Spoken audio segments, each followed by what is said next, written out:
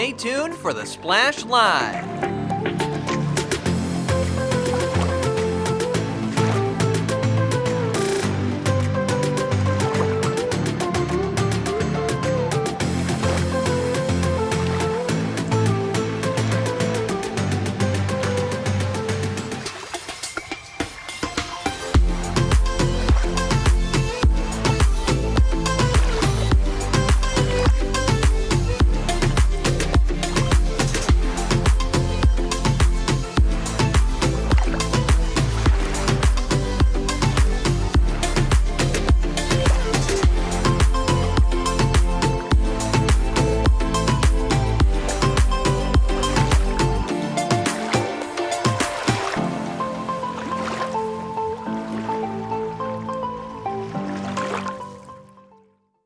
It's time for the Splash Live from Civic Center TV, featuring stories from and about people like you in the Greater West Bloomfield area. Simulcast on cable, 89.3 Lakes FM, social media, and the web. Now live from Green Media Center on Walnut Lake Road, it's the Splash Live. Live, local, social, it's the Splash Live on Civic Center TV and 89.3 Lakes FM. I'm your host, Jake Sheff, going over all of the biggest news and events from right here in Greater West Bloomfield. And the West Bloomfield High School girls basketball team has plenty to celebrate right now because they have won their regional final and are just one win away from going back to the Breslin. Civic Center TV's Kevin McIntosh made the trip back to Lapeer High School to capture the key moments from the big game. I'm here live at Lapeer High School, where the West Bloomfield girls varsity basketball team will be taking on the Clarkston Wolves in the regional finals to see who will advance to go to East Lansing to become state champions. As both teams prepare for tonight's game, we will see who will leave it all on the court in a win or go home situation. West Bloomfield junior guard Sheridan Beal got things kicked off with an early three-pointer to get on the scoreboard. Clarkston answered back with fast-paced plays to help them get an early lead in the first quarter. The game slowed down as each team struggled with costly turnovers and a lack of offensive rebounds. It was a very physical battle between the Lakers and the Wolves, sending players to the foul line to shoot free throws. Sheridan Beal kept a hot hand as she sank a total of 3 three-pointers, including a buzzer beater, bringing the Lakers' deficit to 4 with a score of 11-15 to end the first quarter. Tough defense from Clarkston, causing steals and turnovers for the Lakers, was the storyline to begin the second quarter. It was points in the paint by West Bloomfield junior forward London Hall that kept them in the game. The steals, fast break points, and defensive rebounds was the separator for the Wolves in the first half. A drive to the basket draws a foul and one for Lakers senior guard Ava Lord as she makes her shots from the line. It was more fouls and free throws in the second quarter from each team that moved the game towards halftime, with the Lakers trailing 21-23. During halftime, I spoke with West Bloomfield High School Athletic Director Eric Pierce to inquire about what kind of support he provides to a team in the postseason making a championship push. Well, I tell you what, it's the key word there is support. You provide as much support as you can. You try to make things as easy as possible for them so that all they have to do is worry about the game. Nothing on the outside, no outside noise, any of that stuff. You want to make sure that they're comfortable, that they're out there, they get a chance to showcase their talent and play their best. The Lakers' Gamble-Jones twins are some major contributors to the success of the game and the season, and I caught up with their mother, Tiffany Gamble, asking about what the year has been like for the team from a parent's point of view. Oh my God, I could talk forever. So they got counted out early. We had a very tough start. Our coach decided to put the heavyweight teams first. And so we got off to a rough start. Nobody thought that we would be here. So I am so proud of these girls. It was hard, but they soared through and we're here. Clarkston came out in the third quarter ready by starting things off with a shot from deep, hitting nothing but net. The Lakers responded with teamwork that resulted in more points in the paint, but West Bloomfield's defense continued to struggle as they found themselves in foul trouble, sending the Wolves to the line for more free throws. It was big shots from the Lakers that showed up and not only contained Clarkston's lead, but eventually got West Bloomfield out in front in the third quarter. That momentum kept the Lakers in a good position offensively, although the Wolves never gave up on defense. By the end of the third quarter, the Lakers had a 3-point lead, 34-31. It all came down to the fourth quarter, which started with missed shots and defensive rebounds until things picked up with both teams scoring under the basket. The game remained close as Breasia Gamble-Jones drives to the rim to get the points and the foul, although the key free throw was missed. It was more action from Gamble-Jones, who found London Hall alone under the bucket for easy points in the fourth. Clarkston had some key missed free throws as well, but made up for the points with tough baskets under the rim and deep shots. Coming down to the wire, the Lakers and Wolves added more points from the foul line, but it came down to a 3-point shot to send the game to overtime that was missed by Clarkston and got West Bloomfield the win, 47-42, to become regional champions.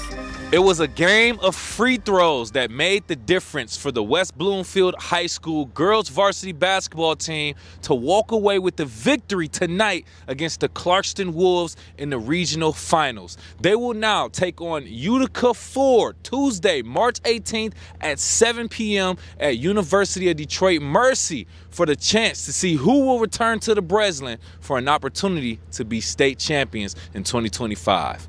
From Lapeer High School, I'm Kevin McIntosh, Civic Center TV.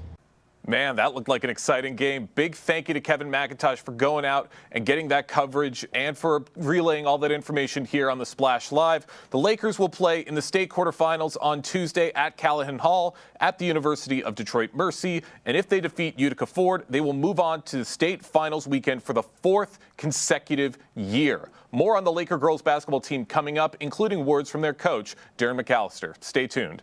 Meanwhile, the Orchard Lake St. Mary's boys basketball team is already going back to the Breslin following their Division I state championship just last season.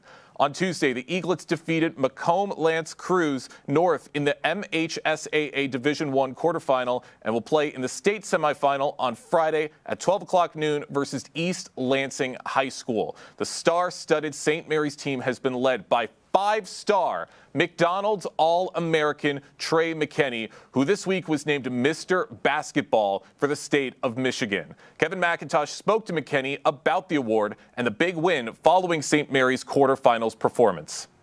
Civic Center TV, I'm Kevin McIntosh here live at U of D Callahan Hall. I'm here with Orchard Lake St. Mary's decorated high school star, Trey McKinney. How you doing, sir? I'm good. How are you? Doing great, man. Great, fantastic game. Another win right here at Callahan Hall, headed to Breslin. How does it feel? I'm good. 3 years at the Breslin, that's not normal, so I'm just happy to be a part of this team. Now, I want to get a little bit into your background very briefly. Growing up, I know Flint was part of your childhood growing up as well. Can you just talk about how the culture of Flint influenced your basketball journey? Flint is a basketball city. I grew up watching guys. A lot of guys that came out of Flint. So, it's really important to me being able to reach out to those guys and have relationships with them. So I'm just happy to be from Flint. Winning the state championship is on a lot of basketball players' bucket list, but you won one last season, waiting to win another one this season. What made that 2024 championship team so special? Just the camaraderie with the team, and we were all close knit, and we didn't care who was having an on night, and we were just happy that the next man was succeeding every night. So that team was a very special team. You recently signed your letter of intent to be with Michigan as well. Just talk about what ultimately led to the decision to play with Michigan. Just the opportunity, and Michigan being my dream school, and having a very, very good relationship with the coaches. You also recently broke the all-time scoring record for St. Mary's as well. What does that record mean to you? A lot. especially a lot of good guys coming out of Orchard Lake, and me just being one of them, and being the face of Orchard Lake has been a blessing. Do you have any goals that you plan on setting or achieving as your freshman year at Michigan? I really haven't thought that far yet, but I'm just ready to compete in the Big Ten, one of the best conferences in college basketball. So I'm just ready to compete, and I'm excited for the year. You were recently named 2025 Mr. Basketball. Can you just talk about why this recognition is special for you? Mr. Basketball is it's a storied award, so I'm just happy to be a part of a very elite group of guys, and there's been a lot of guys that went on to do great things after that, so I'm just happy to be put in position to be able to do something like them. Any aspiring basketball players from Flint or Orchard Lake right now watching you, looking up to you, what message do you have to them? Just thank you for supporting me. Flint has welcomed me with open arms and Orchard Lake, so I'm just happy to, have lived in both cities, and just happy to keep pushing Orchard Lake and being from Flint. I don't take that lightly because there have been a lot of guys that's come out of there, so I'm just happy to be able to do this. Well said. Once again, right here from U of D, Callahan Hall, watching Orchard Lake St. Mary's get another win, headed to the Breslin to chase that state championship. From U of D Mercy, right next to Trey McKinney, I'm Kevin McIntosh, Civic Center TV. Kevin McIntosh getting words from hopefully a future NBA star. The Eaglets tip off their state semifinal game Friday at 12 o'clock noon. We will keep you updated here on the Splash Live and across all of our social media as St. Mary's looks to win back-to-back championships. So make sure to tune in to the Splash Live and make sure you're following us on social media, Facebook at Civic Center TV 15 and on X, Instagram, and YouTube at Civic Center TV. Jewish Senior Life has launched a senior education program with local universities to help give some of the older residents of the community another chance at getting some of those very important degrees and to learn a little bit more along the way. Here to tell us more, we have the CEO of Jewish Senior Life joining us right now on The Splash, Nancy Siegel-Heinrich, joining us right now. Nancy, good morning. Good morning. How are you? I'm really good, and I'm really interested to get into this conversation. It really captured my attention. So let's get into the live and learn community with Jewish Senior Life. How did that idea get started? So all across the country, there are some university towns that have built some senior complexes right on the campus. And those communities allow the residents, the senior residents, to come in and learn with the students. I love that idea. I've always felt like the best thing in the world to do in retirement would be to go back to college, to learn with friends, and especially if tests were not involved or writing papers. So I knew I couldn't bring our residences to a campus, and it would be difficult to bring my residents to campuses outside of our immediate environment. So I thought, why not bring the university to our communities, which is what we've done. And that is amazing. That's great that you're able to provide that immersive, that true college experience to these seniors. And you're doing so with the partnership from Oakland University. How does that help to enhance the educational experience for the seniors?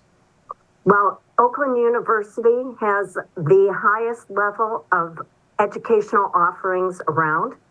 And we just enjoy their faculty so much and the range of classes that they can bring to our residents. The content has been superb that they've helped us provide. So it's been an unbelievable partnership. I can imagine so. And I'm really curious to ask, what are some of the classes that this program helps to offer for the seniors at Jewish Senior Life? You know, if you don't mind, I'm going to read about some of them on my cheat sheet here because I don't want to get the nature of these classes at all incorrect. American political institutions, Congress, the presidency, and the Supreme Court. And now a word from our sponsor, a look back at early TV advertising. Everything you need to know about artificial intelligence, but we're afraid to ask. a history, La Traviata, opera at its finest. Our residents are just thriving with this classwork. It's unbelievable. Wow, some of those classes sound really, really interesting. I'm curious in checking some of them out myself. But what are some of the key benefits that some of these older adults experience from participating in these educational programs with JSL? So, of course, they get intellectual stimulation and learning opportunities and growth opportunities. But beyond all of that great benefit of exercising your mind, staying young, is the socialization of learning together. Our residents, even though they are in close community with one another, now have opportunities to share meaningful conversations about content that they've learned together. So socialization is a huge key to this. Absolutely. This would provide much more opportunities for these seniors to communicate with one another, forming these bonds all over a shared interest in the classes that they're taking. That sounds incredible. For those just joining us right now on the Splash Live, we have the CEO of Jewish Senior Life, Nancy Siegel-Heinrich, joining us right now on the Splash to talk about the Live and Learn community program that's happening with Jewish Senior Life. And having had this program for a while now, what has been some of the feedback from the seniors who've participated in this? The seniors are just so thrilled. We've had people say this is the best experience of their life, or they feel young again, or they're just delighted to have these opportunities. So as the CEO of an organization that supports older adults, there's no more beautiful feeling than that you're supporting your residents in their continued growth. It's beautiful. I can imagine so. It sounds like a very beautiful experience. I can also imagine that maybe there's some seniors who might need a little bit of help to get started and to get things going with classes like these. So what unique strategies does Jewish Senior Life use to foster engagement and connection among these residents during these courses? So what we do is we offer an entire range of opportunities. We have small learning opportunities that are suitable for some folks, where you might be together with 4 or 5 students and be in a writing seminar or a short story seminar. Then we have lecture styles that are larger and more about the give and take between the professor and the resident. And we also provide outings that are related to the content that we share with them. So, for instance, our class on La Traviata went to the Michigan Opera Theater to see the opera. So they got to engage at an even more personal level with the actual content and the principles of the theater. Wow, very immersive experiences. I like that in giving these seniors the opportunity to see some of these courses and see some of these shows up close. I really love hearing about that. And how does the Live and Learn community contribute to the physical, social, and emotional wellness of the JSL residents? Well, of course, there is a trend in older adults to cocoon and not be as social as they could be. So the first thing that happens is people come out of their apartments for these special opportunities and they get to be together. So there's that socialization aspect. There's the activity of going to and from the classes and sharing in our graduation ceremonies. So when you stimulate the mind and you stimulate socialization, the benefits of increased longevity, better cognition, keeping your mind active, all of those things together, it's magic.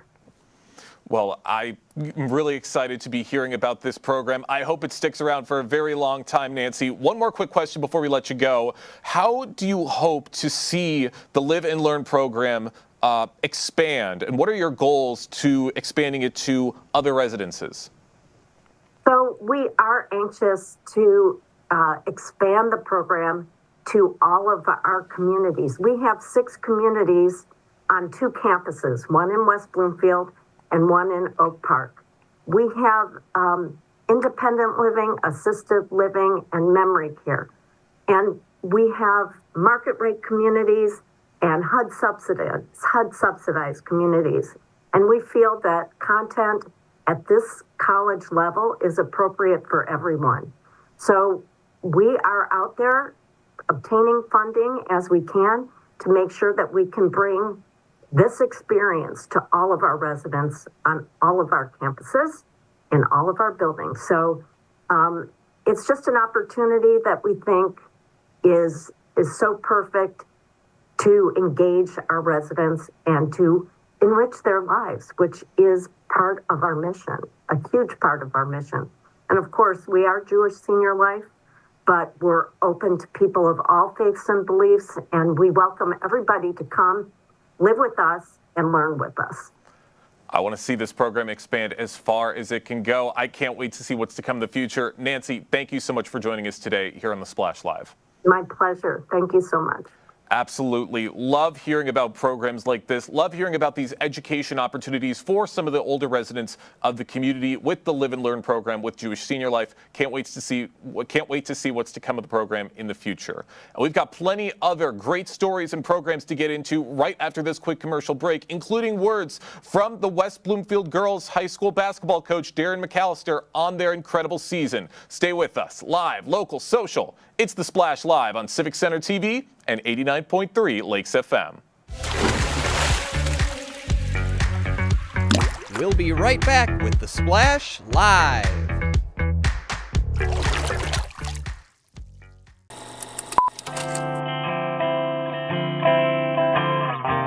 Bringing you stories and memories from Orchard Lake, Civic Center TV, television that's close to home. Hi, I'm Lauren Azuri, the Park Naturalist Supervisor for West Bloomfield Parks. Congratulations to you, Civic Center TV, for hitting 1 million views on YouTube. We really appreciate your partnership in spreading nature education in a creative way in our community. I'm Lauren Azuri, proud to be 1 in a million. This is Civic Center TV and 89.3 Lakes FM. On cable and the radio. On the web too, and on social media. Civic Center TV, television that's close to home.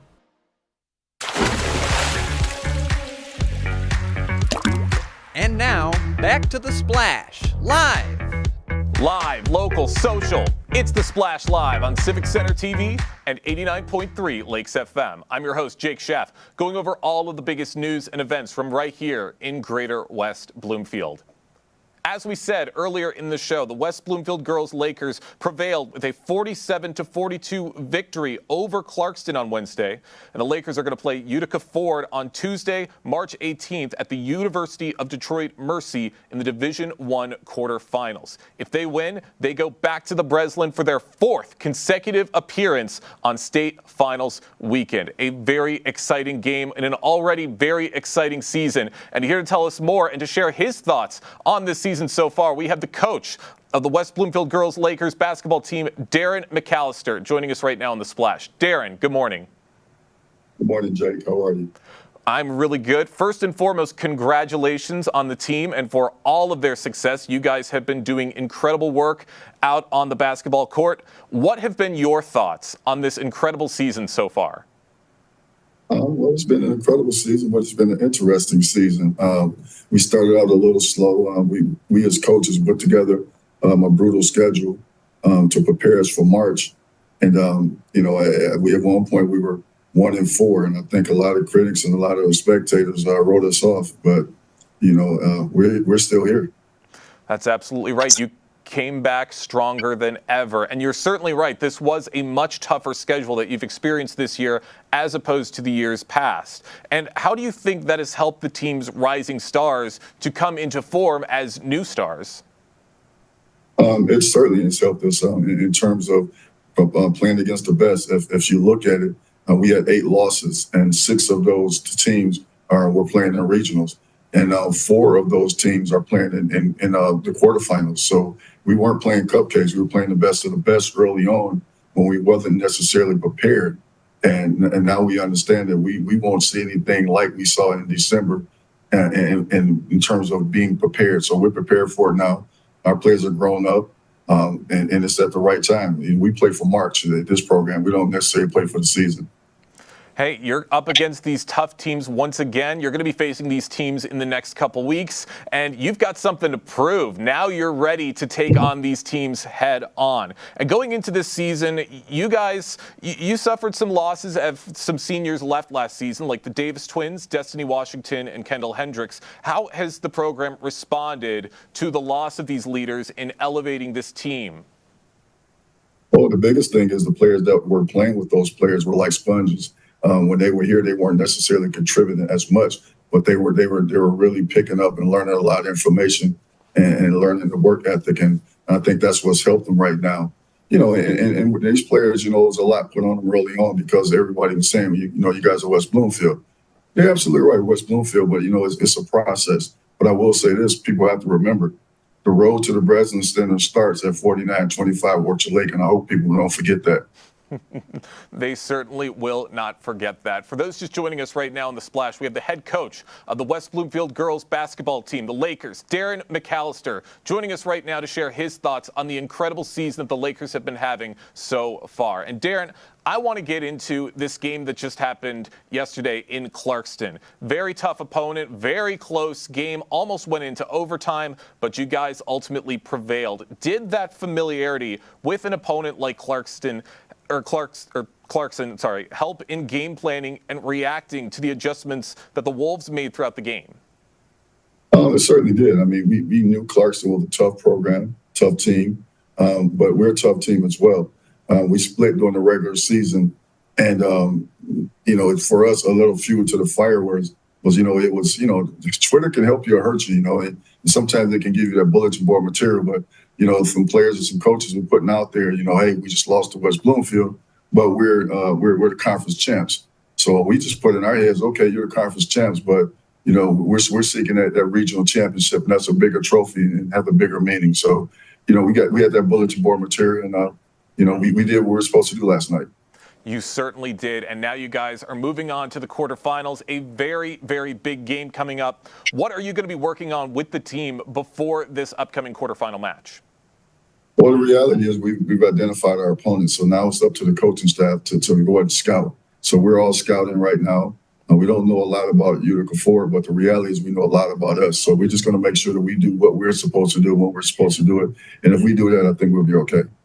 That's all you can do, and you guys are accomplishing this job extremely well. And the playoffs so far, it's been a mixture of some very close games and some big wins and plenty of close calls throughout, as we mentioned earlier with Clarkston. What have you been the most proud of this team as they've found a way to win throughout this month of March? Well, I think the biggest thing to start off with is I'm most proud that they've identified who they are. The last year's team, we had some players that could really play some ball. And the reality is our goal last year was not to just win the state championship, but to dominate. We wanted to dominate every game, which we did. We wanted to dominate the championship game, which we did. This team right here is not last year's team, but they found their identity, understood their role. And a big thing for us is being resilient. This team has been resilient. This team has taken the biggest punches from everybody. But moreover, what people don't understand too, we get everybody's best game just by the fact that we're West Bloomfield. So every game for us is the other team's Super Bowl, and we have to respond, and we have. And right now, we're one of the top 8 teams in the state. Absolutely, and that resilience is such an important part of what makes a good basketball team great. And the road to Breslin is always very difficult, especially when you expect to win titles here in West Bloomfield. How does the team keep the game of basketball fun?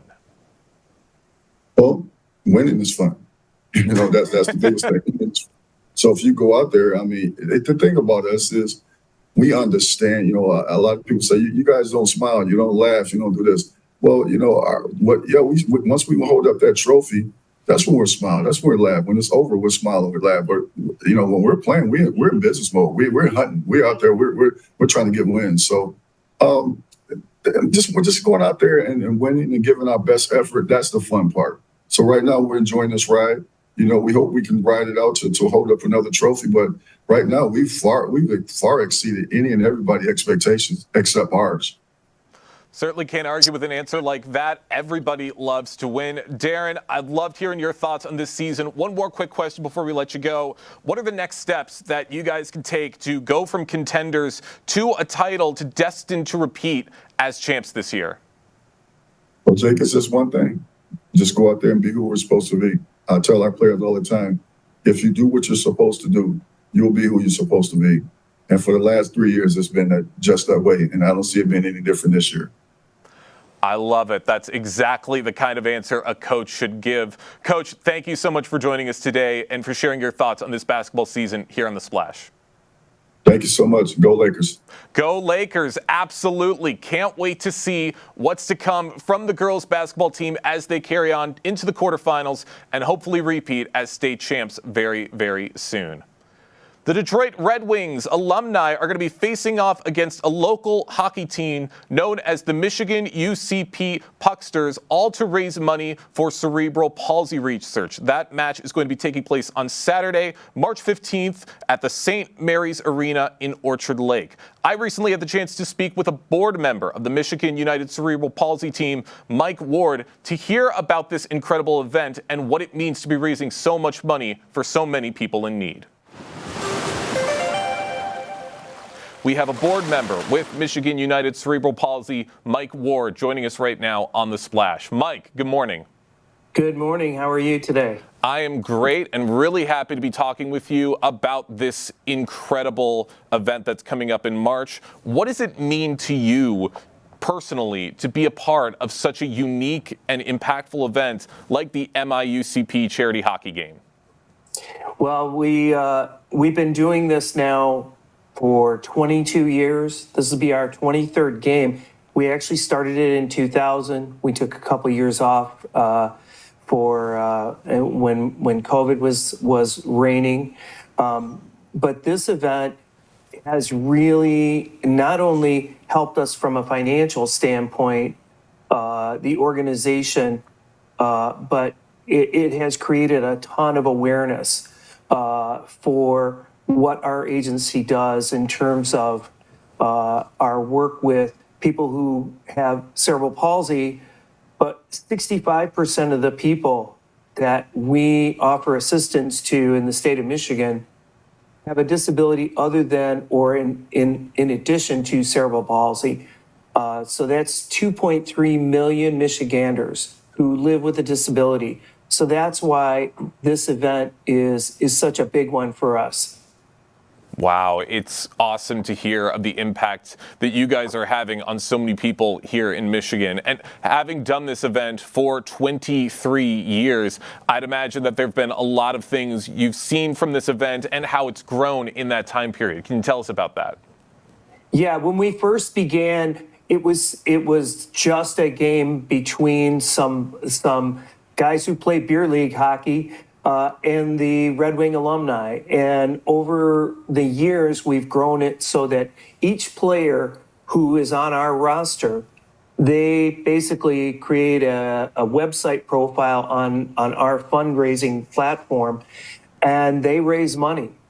And about 10 years ago or 15 years ago, we began adding sled hockey to the event.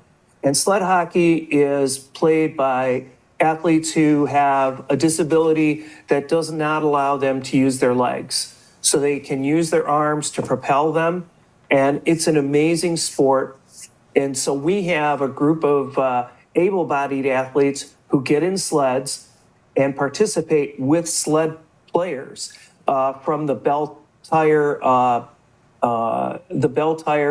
sled hockey program out of Taylor, Michigan. And they are phenomenal. They provide us sleds and they provide their players, and we mix them up so that our players can be right there on the ice with these tremendous athletes, and there are some youth players and some adult players. So that has really added to the event over the years. But the big draw is always the Red Wing alumni, and we've had such great support over the years from players like Mickey Redmond, Darren McCarty, Joel Kosher, We've had Igor Larionov at the game. We've had Dino Cicerelli has played several times, and then regulars like Johnny Ogrodnik. We've had Red Berenson.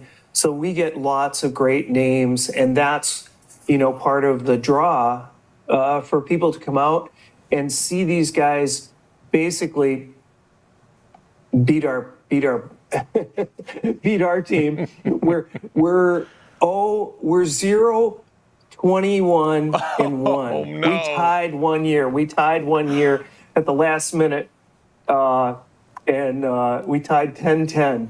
The games are pretty competitive. In the last few years, we've tried to stack our roster to to give ourselves a decent chance. But these alumni, they're so good, they're so skilled, and when they want to, whenever we get close, they just turn it up a notch, and we basically don't stand a chance.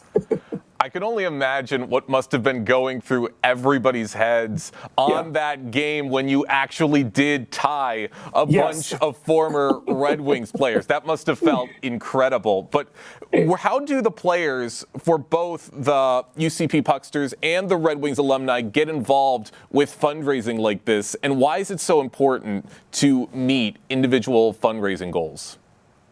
So to meet individual fundraising goals is basically so important for an agency like ours, because we depend on fundraising dollars in addition to grants to provide advocacy, benefits counseling.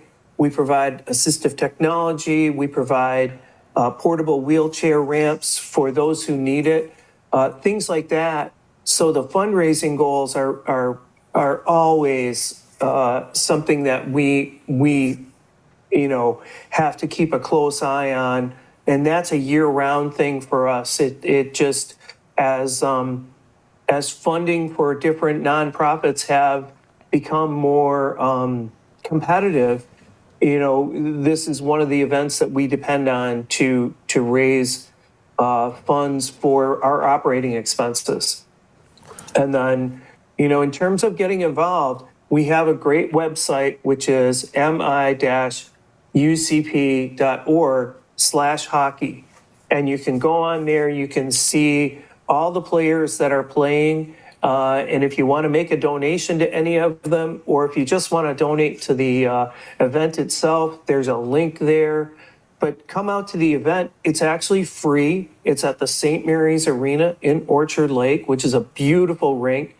So the event is free. The doors open at 4:30. The first sled game is on at 5 o'clock. And then at 7 o'clock, the alumni take on the My UCP Pucksters.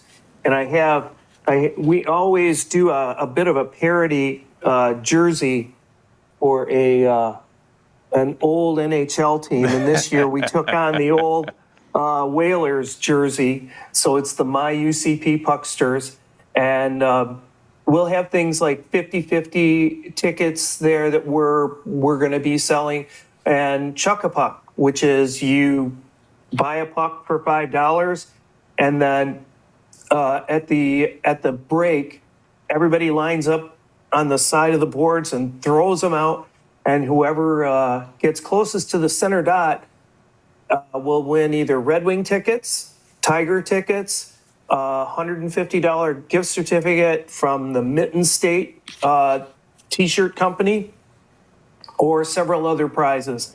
We've got lots of fun things throughout the event, and here's what the puck looks like. There's that, and I have to thank my one of our friends, one of our players, Rich Summers, sponsored the pucks, and we had another sponsor, the White Lake Police Foundation, sponsored our jerseys. So that's part of how we offset any costs that we might have for this event, is we get sponsors, and we have donor advertising, MGM Grand Detroit, Cargill, Domino's is providing the food that we'll have for the players in the Afterglow upstairs, which is a small gathering that for our players that we like to give them a little bit of a reward at the end of getting their tails beaten. Well, everything is made better with Domino's. That's absolutely right. For those just joining us right now on The Splash, we have Mike Ward, a board member with Michigan United Cerebral Palsy, joining us right now to talk about their foundation's annual Detroit Red Wings alumni game that is going to be taking place on March 15th. And this event has been going on for the past 23 years, and you guys have raised nearly $650,000. How have the funds from this event been used to benefit disabilities across Michigan? I believe you mentioned some of those facts before. Yeah. So we operate programs such as Representative Payee, where we help individuals who have a disability who maybe can't manage their finances themselves, but they want to remain independent. So we help them and we become their payee. Or with benefits counseling, where many individuals with the disability are on Social Security, and so they have to be careful. If they want to work, they have to figure out how that will affect their benefits, and we offer that counseling. So those are advocacy areas, but we also help with education. We get involved with different boards of education or different PTAs, different groups who need assistance there. We do one-on-ones for IEPs through our resources at the agency. Assistive technology has become such an important aspect of people who live with a disability because it can be something where they have to modify their wheelchair or they have to modify something in their home. They need a piece of technology. They could be in need of laptop, hearing device, speech device, all kinds of things. And we're able to provide some of those things, and when we can't provide it, we are in the position now of being able to offer low or no interest loans for devices or technology. And we also have 2 ramp programs. One is a portable wheelchair ramp that is something that can be folded up, put in a car so that somebody can get out of their house, get to another location and have a ramp on both ends and not have to worry if there's an accessible ramp in the location where they're going. So those are just some of the programs that we have been involved in. We also are a referral to many other organizations that we partner with throughout the state. Because as a small organization, serving 2.3 million Michiganders who live with a disability, we can't do it all ourselves, but we have the access to resources that can.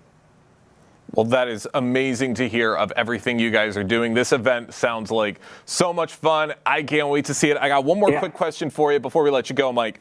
What message would you like to share with attendees and donors who are supporting Michigan United Cerebral Palsy through this event?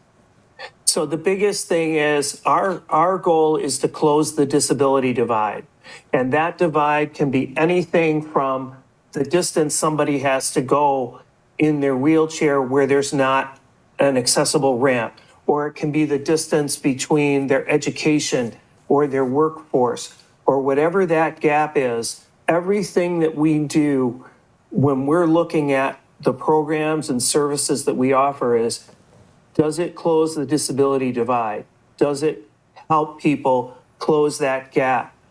And that's our deciding point. So come on out and celebrate this day with us.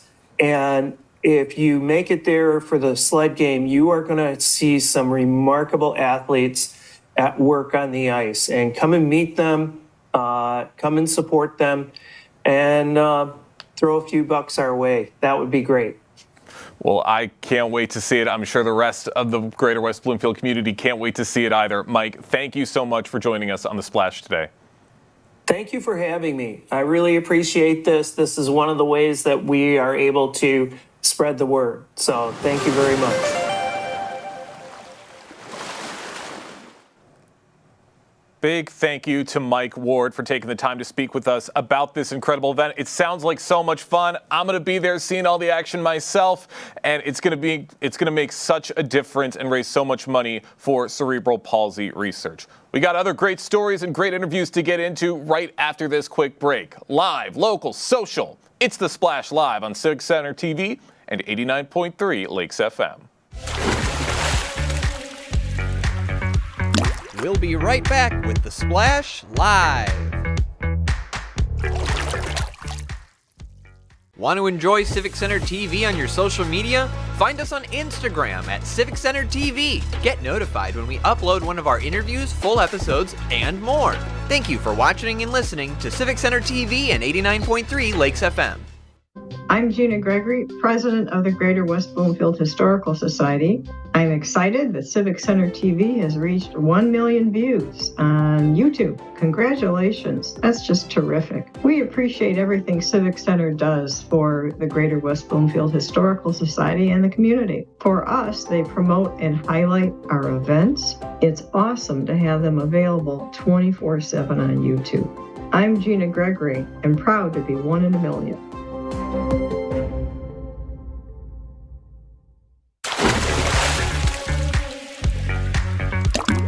And now, back to The Splash, live.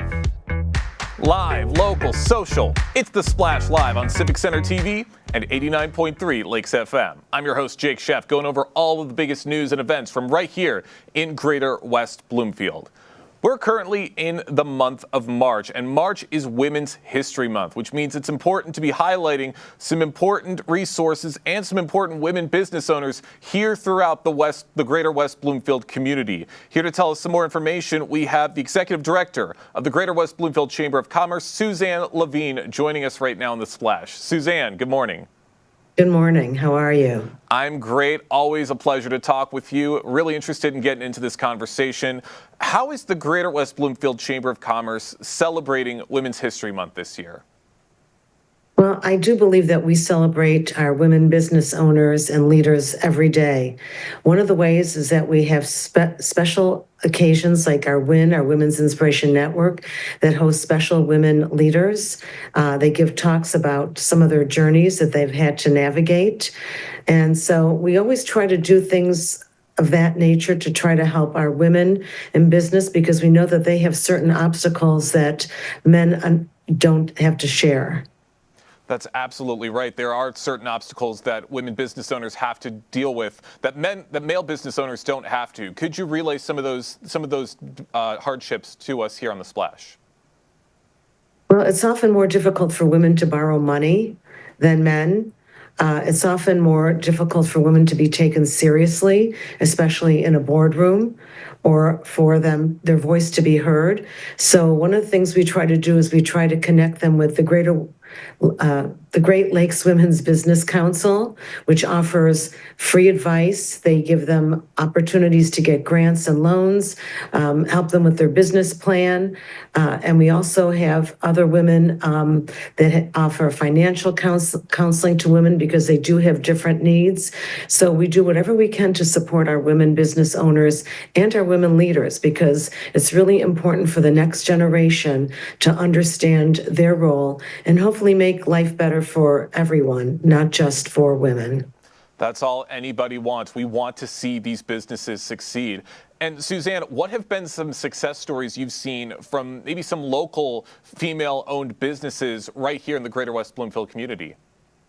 Well, you can see that Closet Envy, which is a high-end consignment shop, they are doing extremely well. Our Nothing Bundt Cake, she has several locations, not just in West Bloomfield. We have a lot of business owners that are in the beauty salon business, and they are thriving. So there are lots of ways that women can thrive and survive. And we have a lot of women in leadership at Henry Ford West Bloomfield Hospital.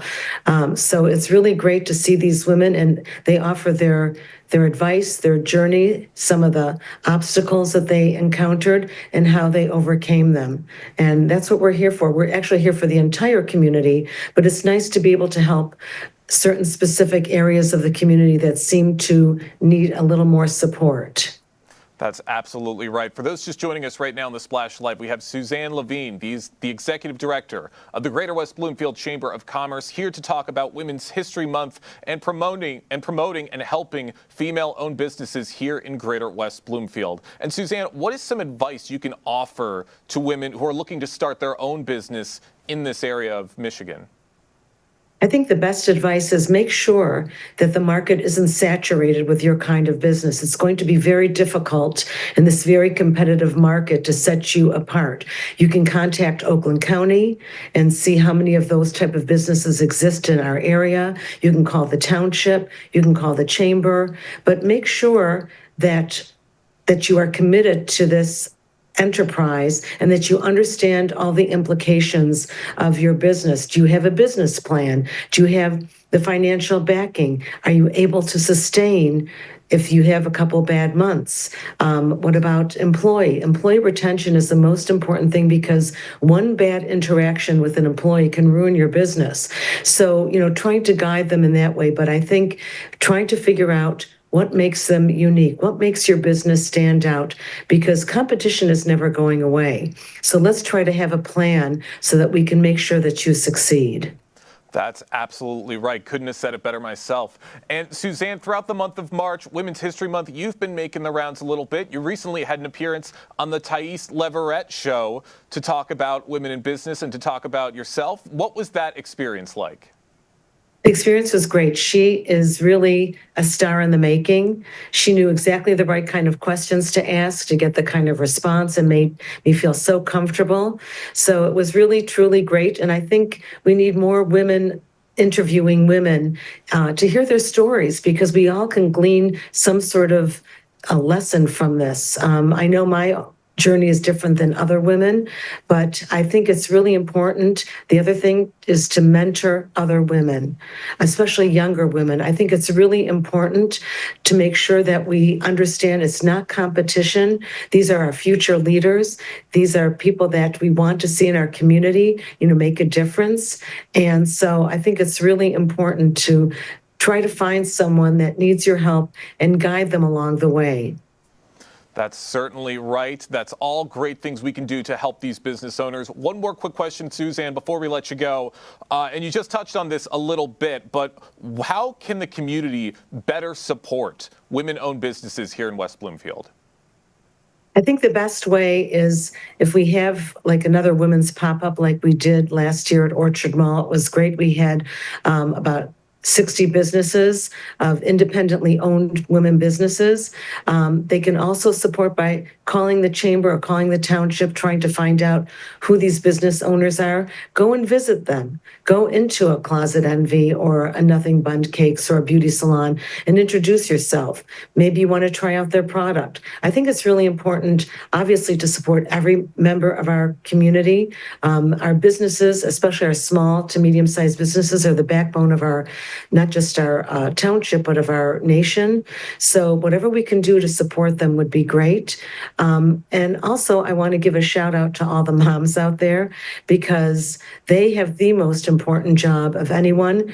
And a lot of us multitask. We are career women, but we also have an important job in raising healthy, productive people that will be our future. So shout out, thank you to all the women that are mothers. We really appreciate you and hope to support you in the future.